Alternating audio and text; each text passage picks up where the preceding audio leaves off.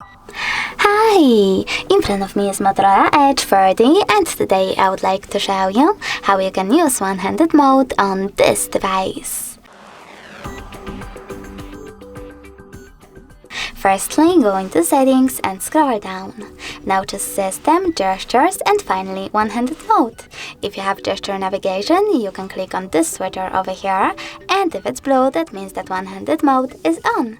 If you want to use it, just follow all of those instructions. To use One-Handed Mode, swipe down from the bottom edge of the screen. When I do that, as you can see, One-Handed Mode is now on. If you were to go back, you need to swipe up. If you have tricky navigation though, I need to set up mine real quick. You can go into the same settings, but this time scroll all the way down and click on this switcher next to One-Handed Mode shortcut. Then choose Got It, and now to use One-Handed Mode, just click on this little shortcut over here. If you wish to go back, swipe up. Thanks so much for watching. If you enjoyed this video, leave a like, comment and definitely subscribe.